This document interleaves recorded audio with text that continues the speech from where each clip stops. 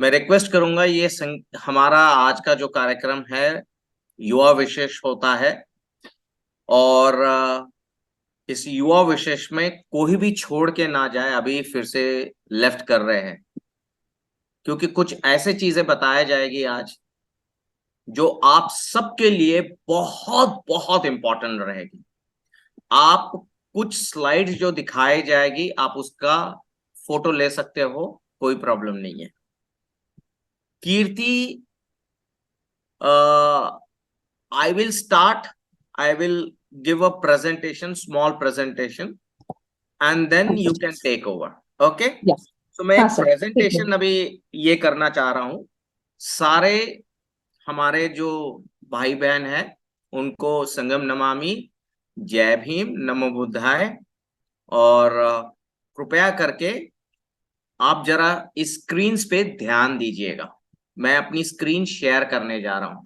Screen दिखती है तो परिहार सर कृपया करके मुझे बता दीजिए।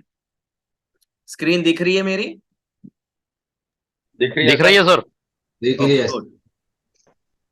अब आते हैं कुछ, आज एक बच्चों के लिए बात करते हैं तो कुछ ऐसी चीजें जानते हैं। सामने लिखा है एजुकेशन एन अल्टरनेटिव पर्सपेक्टिव। मतलब इसका अर्थ होता है या a different perspective towards alternative fields of education. Kirti भी किस चीज के ऊपर बात करेगी वो मैं बताऊंगा इस स्लाइड्स के द्वारा, और जहां पे कीर्ति वो बातें रखेगी। ठीक है? सो थोड़ा ध्यान से सुनिए सारे ही। जो बच्चे उनके जुड़े नहीं हैं तो उनके पेरेंट्स कृपया करके इन स्लाइड्स पे थोड़ा ध्यान दीजिए। इसका अर्थ क्या होता है? एजुकेशन एंड अल्टरनेटिव पर्सपेक्टिव और अ different perspective towards alternative fields of education. नीचे थोड़ा सा उसका विश्लेषण बहुत सही तरीके से किया है कि एजुकेशन में सिर्फ पढ़ाई एक ऐसी फील्ड नहीं है जहां पे आप आपका प्रावीण्य बता सकते हो।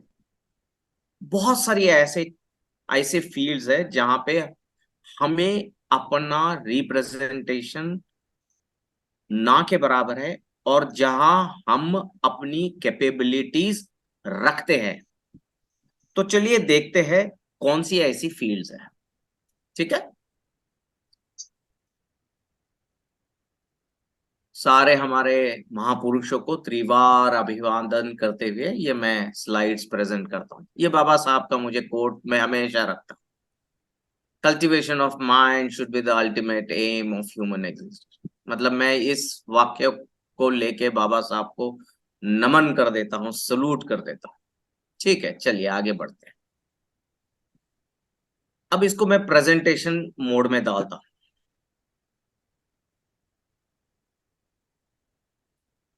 अब हमें ये क्यों फील्ड्स चूज करनी है? Why do we have to sir why do we have to choose these as fields? इस फील्ड्स को क्यों चूज करने का?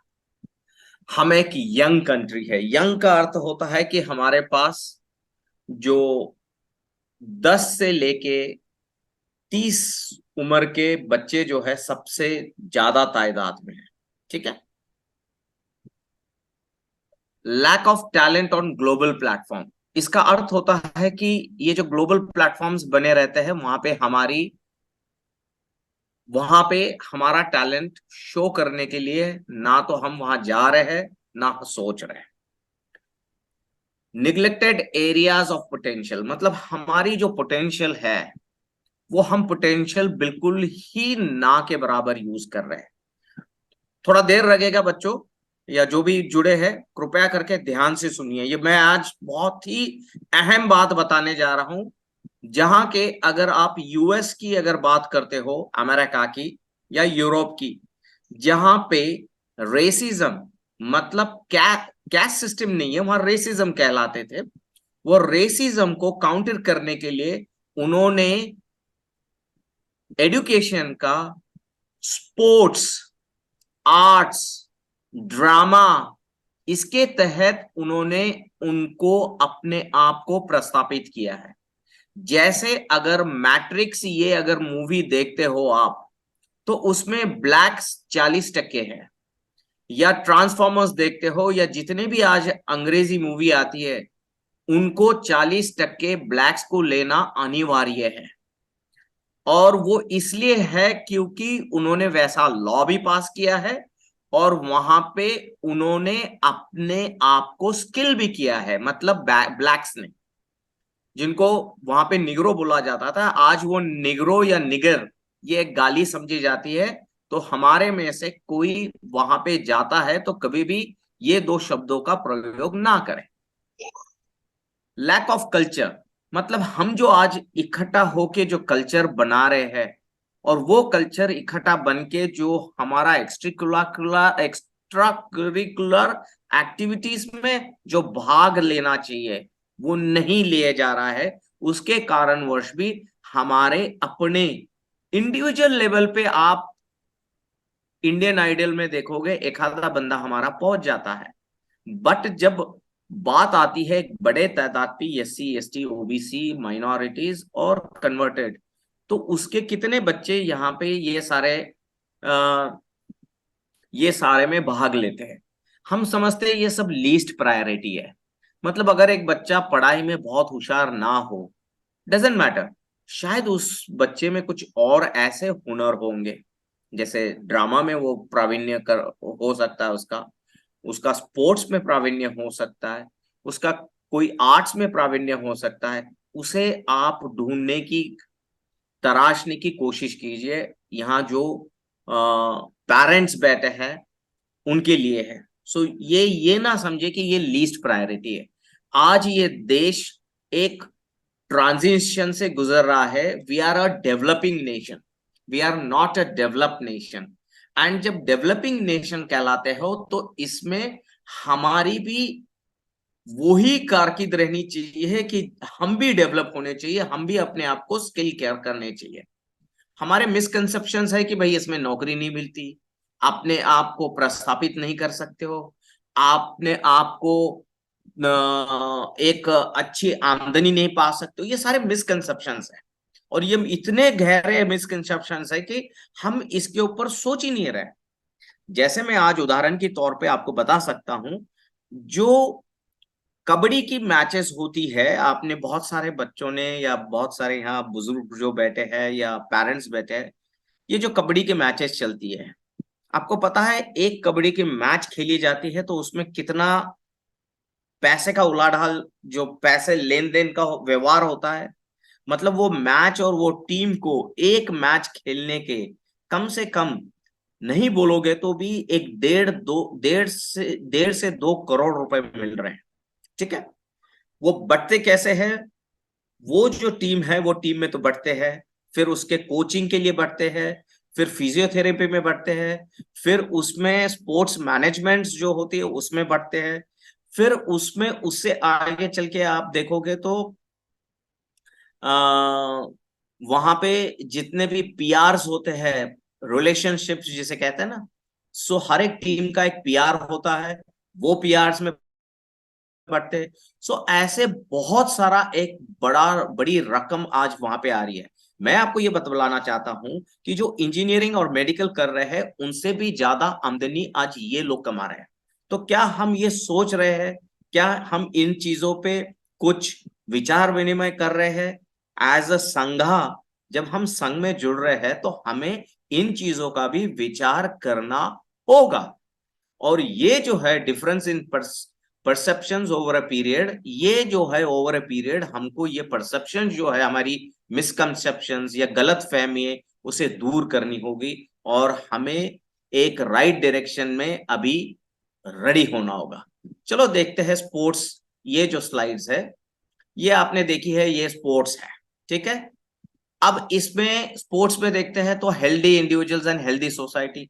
हमारी इतनी हेल्दी सोसाइटी है, हमारी इतनी हेल्दी इंडिविजुअल्स है कि अगर हम पंजाब के हमारे अपने देखेंगे, राइट, भाई बहन, या उधर के जो हमारे संगी है, वो अगर देखेंगे तो वो एक जिसे कहते हैं ना एक हेल्दी 6 फुट 6 फुट के उनका हाइट होता है, एक वेल बिल्ड होती है।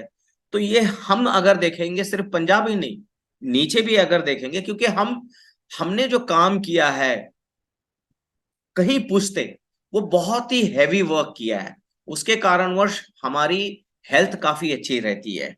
आप देखोगे ये जो है, इस कारणवश ये हेल्दी जो कम्युनिटी है, उसकी हेल्थ किस चीज में यूटिलाइज हो रही है या वेस्ट भी जा रही है, वो कहीं हम ऐसे गलत चीजों में हमारी अपनी हेल्थ भी वेस्ट कर रहे हैं, हमारे इंडिविजुअल की कैपेसिटी और कैपेबिलिटी भी मिस। तो इसको बढ़ते आगे चलते हुए हमें इसको यूटिलाइज करना है, और यूटिलाइज करने के बाद हमें एक चीज नजर जरूर आएगी। जो बच्चे स्पोर्ट्स आर्ट्स ड्रामा में रहते हैं, उनका सेल्फ कॉन्फिडेंस बहुत बढ़ा हुआ होता है, बहुत ज्यादा। उनकी सेंस ऑफ बिलोंगिंग जो होती है, अपने आप को एज अ पेट्रोटिक्स बोलो या जो भी बोलिए, नेशनलिज्म, या वो इतने बड़े पैमाने पे अपने आप को रखना चालू कर देते हैं कि yes, I play for India, I play for my state, I play for my district.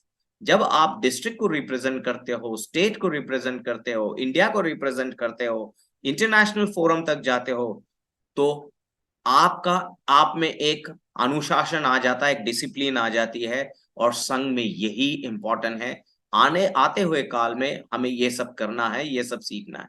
एक डेडिकेशन और डिटर्मिनेशन आ जाता है कोई भी चीज हासिल करने के लिए। और representing India to the world, यहाँ पे हमें अपने आप को रिप्रेजेंट करना है, जो हमेशा बाबा साहब कहते थे। He wants to see a representation of this community in every field, developing the sports culture for the world। और एक बात मैं बता दूं, आपके जीवन में अगर आप ये sports culture, arts culture, drama culture ये अगर उतारोगे, आपके आए दिन जीवन में भी जो भी फेलियर्स होते हैं, आप उन चीजों को स्पोर्टिंगली लोगे, आप उन चीजों को पॉजिटिवली लोगे। और जब आप ये पॉजिटिवली लोगे, आप अपने आप को बहुत कॉन्फिडेंट महसूस करोगे। और आपको कभी भी निगेटिविटी में, डिप्रेशन में, या जो हमारे बच्चे कभी कभार कुछ निगेटिव हो जाता है और सुसाइड कर लेते हैं, ये सारी चीजें यहाँ पे कम होने के चांसेस बहुत हैं। और हमें influencing the youth and nation in general, हमें हमारे यूथ को इन्फ्लुएंस करना है, और नेशन बिल्डिंग में हमारा भी बहुत बड़ा सहयोग ये करना है। आते हैं, देखते हैं, चलो। ये सारे इवोल्यूशन स्पोर्ट्स की हुई है in the last few years, right. Lawn tennis हुआ है, बैडमिंटन हुई है, रेसलिंग हुई है, बॉक्सिंग है, हाँ, फिर बाद में रेसलिंग है, आर्चरी है। सो ये सारे और बहुत सारे हैं, स्विमिंग है, साइकिलिंग है, ये सारी चीजें हैं। और फुटबॉल तो बहुत बड़े पैमाने पे हो रही है, कबड्डी हो रही है।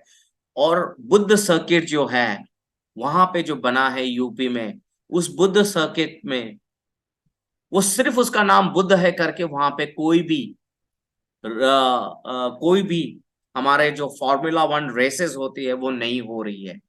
अगर उसका नाम कुछ और होता, बुद्ध सर्किट ना होते हुए, तो वो शायद आज तक वहां पे कम से कम 4 फॉर्मूला रेसेस हो गई होती। चलिए देखते हैं, अब हमारे बच्चों को स्पोर्ट्स में अगर करना है तो कहाँ जाना है। मैं चाहता हूं ये स्लाइड का सब लोग अपना फोटो ले लें। ये Sports Authority of India national and state level के ये इंस्टीट्यूट्स है, जैसे Lakshmibai National Institute of Physical Education Gwalior, Thiruvananthapuram, Chennai, Tata Football Academy Jamshedpur, Bengaluru, Ahmedabad, Kolkata, Patiala, right, Bengaluru and so many others. You I tell you, अगर आपको स्पोर्ट्स में कुछ बड़ा करियर बनाना है, प्लीज गो ओवर देयर। ये 3-3 साल के करियर्स आप यहाँ बना सकते हो अपने बच्चों को। आप बहुत अच्छा, आप अगर देखते होगे, और मैं चाहता हूं यहाँ जितने भी आज यहाँ उपस्थित है, अपने बच्चों को कृपया करके ये जो गेम्स है, स्पोर्ट्स स्पोर्ट्स चैनल्स देखने के लिए उनको फोर्स कीजिएगा, क्योंकि स्पोर्ट्स बहुत जरूरी होता है लाइफ में। वो आप में एक डिसिप्लिन, जैसे मैंने पहले बताया था, वो सारी चीजें लाएगा। अच्छा चलिए, स्पोर्ट्स आप कर रहे हो, तो स्पोर्ट्स में आज नई नई चीजें क्या हो रही है। स्पोर्ट्स न्यूट्रिशन देखिए, आज इतने बड़ा वो बिजनेस हो गया है। Sports nutrition, sports medicine, sports physiotherapy. आप देखते होगे कोई इंजर्ड हो गया तो बहुत सारे फिजियोथेरेपी चलते हैं। स्पोर्ट्स मैनेजमेंट तो आप बिलीव नहीं करोगे। द हमारे खुद के, हमारे समाज के बौद्ध जो बच्चियां हैं और बच्चे हैं, मैं खुद जानता हूं। तीन, आई थिंक तीन, ये जो आईपीएल में खेलती है ना teams, Rajasthan Royals, then Chennai Super Kings, और ये सारी, इसमें ये स्पोर्ट्स मैनेजमेंट में हमारे समाज के 3 से 4 बंदे हैं। They are earning not less than 35 to 40 lakh rupees per year, इतनी सैलरी है। Media management and sports and journalism, अब देखिए जर्नलिज्म भी, यहाँ जो रिपोर्टिंग होती है, हम इसमें कहीं पे भी सोच नहीं रहे है अपना वहां पे वहां पे अपने आप को रिप्रेजेंट करने का। चलिए आगे बढ़ते हैं। जैसे ही आगे बढ़ोगे, स्पोर्ट्स कोचिंग, ये स्पोर्ट्स कोचिंग भी एक बड़ा व्यवसाय हो चुका है, हम वहां पे नहीं है। चलिए, आर्ट फॉर्म्स, अब ये आता है आर्ट फॉर्म्स। आर्ट फॉर्म्स कितने हैं, ठीक है। आप देखोगे यहाँ films, there's a dance, there's something like scripting, script writing, correct? And there is something like photography. Now, इसके लिए आप देखोगे ये सारी जो चल रहा है, ठीक है, रंग दे बसंती, एक कुछ 5 पॉइंट समवन, चेतन भगत की जो अभी आई थी, जिसके ऊपर एक फिल्म भी बनी है आईआईटी पे, छिछोरे। सो ये जो है, ये सारे में हम अपने आप को कैसे लेके जाएंगे, परफॉर्मिंग आर्ट्स। चलिए, वोकल्स, म्यूजिकल इंस्ट्रूमेंट्स, ठीक है। Type of music forms in India: classical, semi classical, light classical, folk music, popular music, right? All these musics, we have to be part of it. And there is something called western music forms, जो आप अपने बच्चों को सिखा सकते हो। Another thing I'll tell you, जैसे बच्चे ये एडिशनल चीजें सीखते हैं as a passion, as something, as a career, उसको देखते हैं, तो उसकी ब्रेन प्रोसेसिंग कैपेसिटी बहुत बढ़ जाती है। हम देखते हैं कि हमारे बच्चे ये सारे ना करते हुए, उनकी एनर्जी या तो सिगरेट, दारू, गांजा, इसमें सब उनका पूरा एनर्जी वेस्ट हो रहा है। हम चाहते हैं हमारे बच्चों को इसमें लाया जाए और बड़े पैमाने पे लाया जाए, और इससे एक रिवॉल्यूशन खड़ा हो सकता है आते समय। अभी म्यूजिक इंस्टीट्यूट्स कितने हैं, इसका भी एक फोटो ले लीजिए। Vishwa Bharati university, Shanti Niketan, West Bengal, these are all the universities which are there, which are teaching, and इसके अलावा भी बहुत सारे हैं। ये कुछ हमने डाले हैं। अगर इसके बारे में आपको जानना चाहेंगे तो हम और भी यूनिवर्सिटीज आपको बता देंगे बाद में, ठीक है। अब ये dance forms in India, sorry,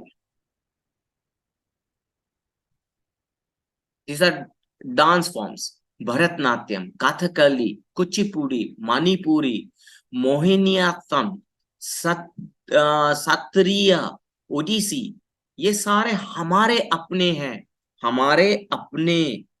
ये सारे फॉर्म्स जो है, ये सारे हमने छोड़ दिए। हमने ये सारा अच्छा चीज छोड़ दिया। हमने हमारे बच्चों को इन सारी चीजों से दूर रखा, और इन सारी चीजों से दूर रखने के कारणवश ये हुआ कि ये सारा किसी और के पास हस्तगत हो गया। कोई और इसका इस्तेमाल अपनी, अपने संघ को एक अच्छा संघ बनाने के लिए उसका उपयोग कर रहे हैं। मैं चाहता हूं, अगर हम में से यहाँ जितने आज 128 है, अगर यहाँ से कोई इसकी शिक्षा देना चाहता है ऑनलाइन, तो उसकी क्लासेस ऑनलाइन चालू कर दे। कोई भी ले ले, चाहे आर्ट्स हो, चाहे ड्रामा हो, चाहे स्पोर्ट्स हो। स्पोर्ट्स भी आप ऑनलाइन दे सकते हो, जिसके कारणवश क्या हो जाएगा कि हमारे बच्चे सीखना चालू हो जाएंगे। ठीक है। Now there is something called folk and tribal dance forms, contemporary and western dance forms. Institutes providing dance education in India. अभी डांस कहाँ कहाँ सिखाया जाता है, इसकी भी एक आप फोटो ले लीजिए। अब ये आता है institute providing courses in dramatics, ये ड्रामा के हैं। National school of drama Delhi, Indian academy of dramatic arts, various theatre groups, बहुत सारे हैं। लाइक इंडियन जैसे सिनेमा जो थिएटर्स है, जो पूना में बहुत सारे हैं, आप पूना के वहां के इंस्टीट्यूट्स में ज्वाइन कर सकते हो। ठीक है। तो supporting or complementing the above mentioned art forms is film making, script and story writing, screenplay writing, directions, editing, advertising, storyboard, copy and visualizing. So मैं चाहता हूं कि हम ये सारी चीजें करें। मैं आज इतना ही बोलना चाहता हूं क्योंकि मेरा गला अभी भी बैठा हुआ है, I am not keeping well. मैं रिक्वेस्ट करूंगा कि आप सब इस चीज पे चिंतन मनन करें, इसे लाइटली ना ले। इससे एक इस देश में रिवॉल्यूशन खड़ा हो सकता है। अब मैं चाहूंगा कीर्ति हमारी बच्ची, वो आपको पेरेंटिंग के लिए आज के दिन में क्या लगता है पेरेंटिंग करने के लिए, और संडे को कृपया करके सुबह 11 बजे से 12:30 बजे तक बहुत बड़ी तादाद में वहां पे जुड़े, क्योंकि हम कुछ ऐसे चीजें वहां बताने वाले हैं। मैं लर्निंग और एजुकेशन मॉडल्स उस दिन बताने वाला हूं, और वो इतने अहम चीज होने वाली है। मैं रिक्वेस्ट करूंगा कि आप सब उस दिन वहां जुड़े। आपको पता चल जाएगा कि क्या एजुकेशन मॉडल्स होते हैं नए, उसे कैसे हस्तगत करना है, कैसे नई चीजें हमें नई चीजों पे विचार करना है। सो मैं चाहता हूँ, रिक्वेस्ट करता हूँ कीर्ति, आप यहाँ पे, मैं अपना प्रेजेंटेशन यहाँ पे समाप्त करता हूँ। ये एंटरप्रेन्योरशिप पे है, हम इस पे बाद में बात करेंगे। Thank you for the opportunity. तो कीर्ति, आप इस पे बात करें। थैंक यू कीर्ति राजेश आगे जी। बात करें, फिर हम बाद में बात करेंगे। कीर्ति, प्लीज टू यू। हाँ, okay, thank you Rajesh ji. Rajesh ji ने मुझे मौका दिया है कि पेरेंटिंग के बारे में बात करने के लिए। I think I have been practising parenting, मैं ऑलरेडी पेरेंट हूँ, तो मैं कुछ टिप्स मेरे पास है, मैं कुछ पढ़ा है मैंने बुक्स के सहारे, तो आई कैन टेल यू। मेरी हिंदी इतनी अच्छी नहीं है, बीच बीच में इंग्लिश यूज करूंगी, please tolerate me actually. So एक बुक है मेरे पास which I can refer you later. उस बुक के हिसाब से मैं बता देती हूँ कि उस बुक में लिखा है, bond between the parent and the child must be relationship between two individuals, because each child as much as parent are distinct personality.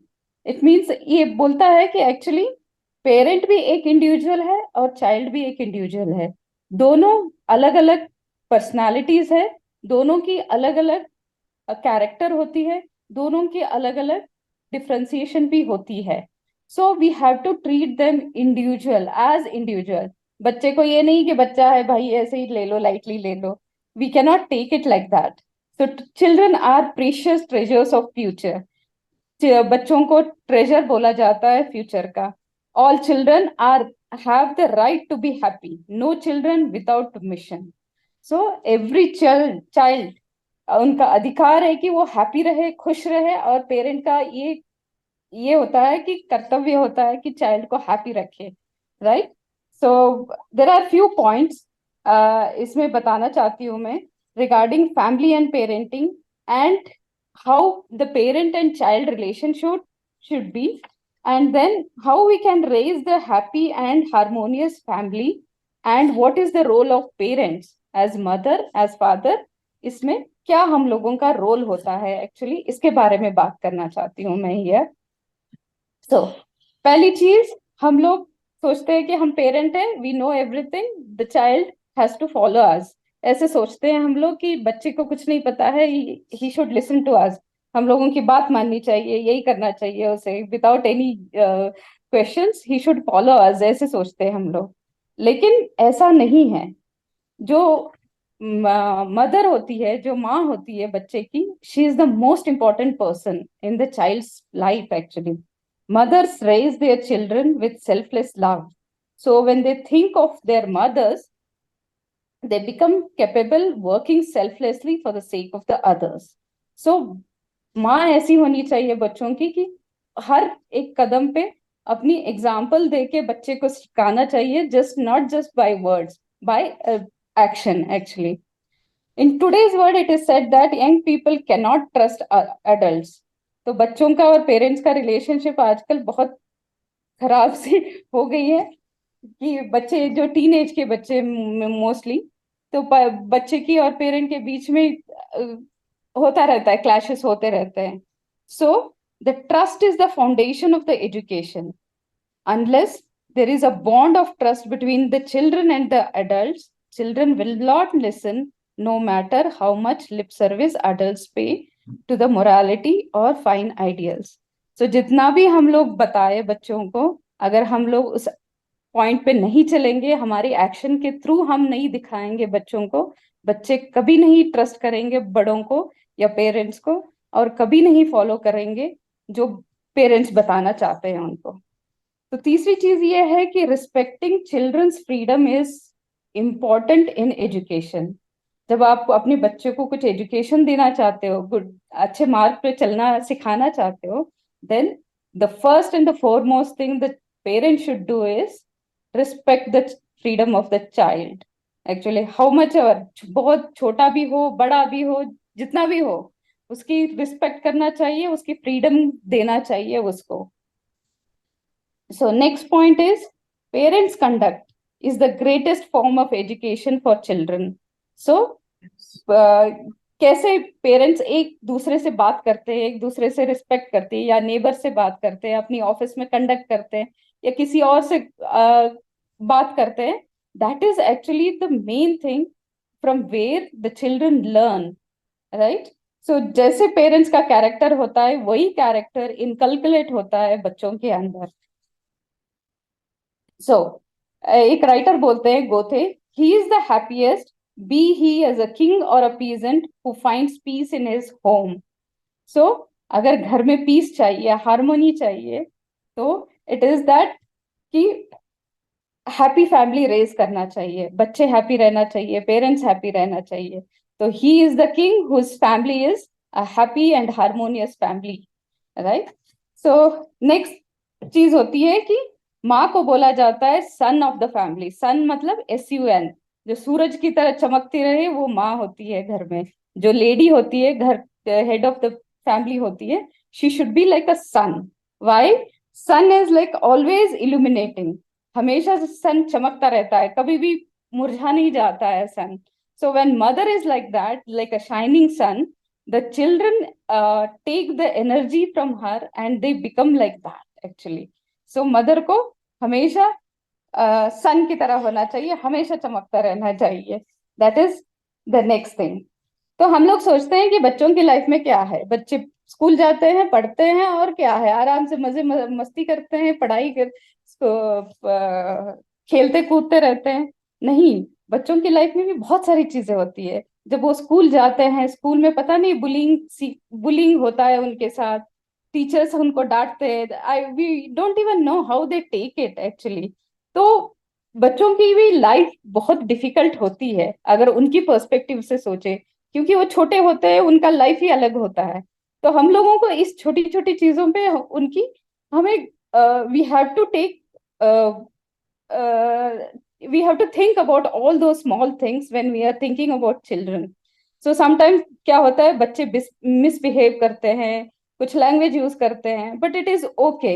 But these all are the things which are the part of the foundation बनते हैं, process. It is a process of becoming a adult, and it's mother's responsibility to nurse the children wounded hearts.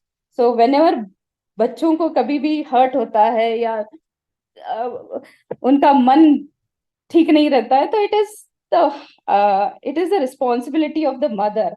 The माँ की responsibility होते हैं ये बच्चों को warmly embrace करे उनको, उनके अंदर करेज दे कि इट इज ओके, इस टाइम कुछ हुआ है तो नेक्स्ट टाइम तुम जाके फेस कर सकते हो वापस करके. It is responsibility of the mother actually. So going further, तो एक और चीज बताना चाहती हूँ. जब बच्चे स्कूल के ग्रेड्स कम आते हैं तो उसका क्या करना चाहिए. स्कूल की grades, school is not everything. जैसे हमारे कामले सर ने बताया अभी कि सिर्फ academic records is not going to measure the success of the child. तो there is something else also other than school grades. So what when, आजकल क्या होता है कि बच्चे जब रिपोर्ट कार्ड लेके आते हैं घर में, एंग्शियस होते हैं बच्चे, माँ बाप क्या कहेंगे, डांट पड़ेगी, कुछ तो होगा घर में, तो ये सब सोचते हैं बच्चे. तो it is very agonising to बच्चों को दिमाग में क्या गुजरता रहता है, we don't even know that. तो ओनली ग्रेड्स जो आते हैं बच्चों का, that is only not final thing actually. So there are many other fields now.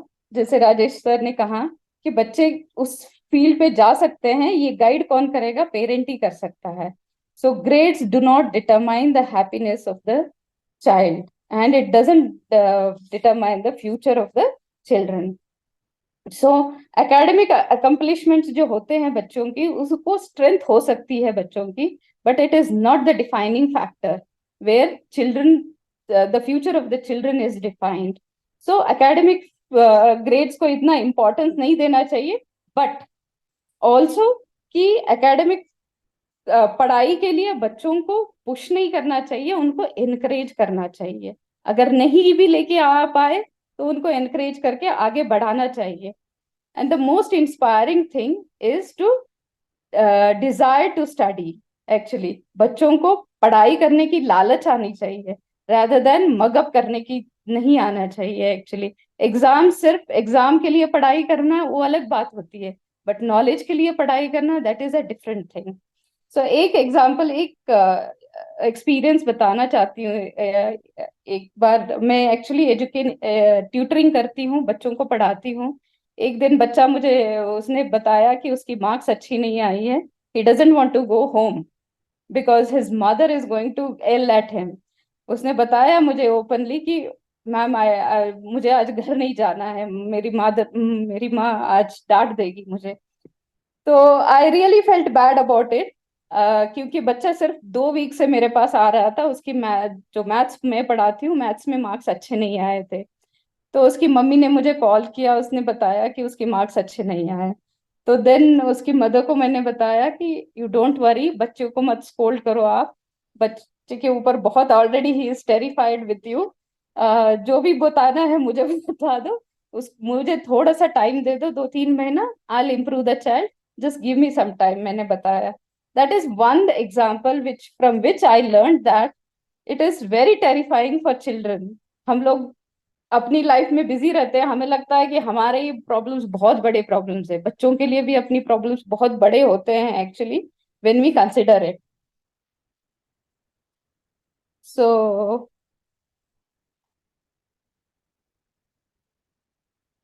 So I want to, book से मैं कुछ रीड करना चाहती हूँ. Learning is a source of light. Not to learn, to remain in ignorance is darkness. Those who continue to learn and grow throughout their lives, who possess the bright demeanor of someone always ready to learn new things, are beautiful human beings. इसका मतलब है कि जो सीखना चाहता है, जो life long सीखिंग process होती है, वो वही आगे बढ़ता है एंड वही एनलाइटनमेंट पाता है. He is going towards light, वही ब्राइट बनता है आगे जाके. इट इज नॉट दैट हम लोग स्कूल से निकल गए, हम लोग ग्रेजुएट हो चुके हैं, हम लोग वर्क कर रहे हैं, इसका मतलब ये नहीं कि हमारा लर्निंग बंद हो सकता है. नहीं, जब जब तक हम लोग सीकिंग स्पिरिट में रहते हैं, लर्निंग मोड में रहते हैं, हमारा फ्यूचर ब्राइट रहता है. And when we are in seeking spirit, then only we will achieve the greatest missions in our life. So lastly मैं ये चीज बताना चाहती हूँ, एक चीज और होती है पेरेंट के अंदर, कि मैं ये चीज नहीं कर पाया अपनी लाइफ में, मेरा बच्चा करेगा. ये सोचना बहुत गलत चीज है. A child is not the extension of parents. हमारी आशा, हमारी जो अधूरी चीजें पूरी करने के लिए बच्चा नहीं है. इट इज बच्चा अपना इंडिविजुअल होता है. Parents always hope that children will fare better in the world than they did. But unfortunately, there are too many hopes that parents keep for the child. And egoistic हो जाते हैं parents. बच्चे understand नहीं कर पाते parents की requirement या जो भी है, वो अंडरस्टैंड नहीं कर पाते. बहुत सारे क्लैशेस हो जाते हैं बच्चे और पेरेंट्स के बीच में. And when such things happen, the young child होता है, जो टीनेज होता है, वो अडल्टहुड में आता है तो वो भी इगोइस्टिक होता है. He will close himself, he will never open up to his parents. तो वो सेल्फ सेंटर्ड हो जाता है. तो the closeness between the parent and the child won't remain. ठीक है. So preparing the children for the future often evokes memory of their own past. तो हम लोग सोचते हैं कि हम लोग बच्चे थे तो हमारा ये ड्रीम था, हम तो पूरा नहीं कर पाए किसी कारणवश, हमारा बच्चा करेगा. This is a very wrong thought. बच्चे को अपने हिसाब से ग्रो होने दीजिए, उनको अपनी हिसाब से मोल्ड होने दीजिए, वो अपना फ्रेग्रेंस स्प्रेड करेंगे. ताकि ना कि पेरेंट्स क्या चाहते हैं वो, that should not be the priority. We have lived our life, let the children live their own life. So an attitude of appreciation, appreciate करना चाहिए बच्चे को, उसकी क्यूरियोसिटी जगाना चाहिए सीखने की, पढ़ने की, लिखने की, rather than pushing the child to study and work hard and get the more grades. ये नहीं होना चाहिए. उसकी क्यूरियोसिटी बढ़ाना चाहिए. अप्रिशिएट करो बच्चे को, जितना भी मार्क्स लेके आए, जितना भी एफर्ट किया है. तूने बहुत एफर्ट किया है बच्चा, अगली बार तू अच्छा मार्क्स लेके आ जाए. अप्रिशिएट करो उसके हार्ड वर्क को. अगर वो बच्चा हेल्प कर रहा है, थैंक यू बोलो बच्चों को. हम लोग कितने लोग बोलते हैं अपने बच्चों को thank you. That is the golden words, we have to say that. I can see somebody raising their hand. That's nice actually. So बच्चे को थैंक यू बोलो. ही इज द अडल्ट, मतलब ही इज अ इंडिविजुअल. वो fine adult में convert हो जाएगा when we make the child to learn all these things. Thank you so much. So good, so nice, Kirti. So well said. Thank I you. guess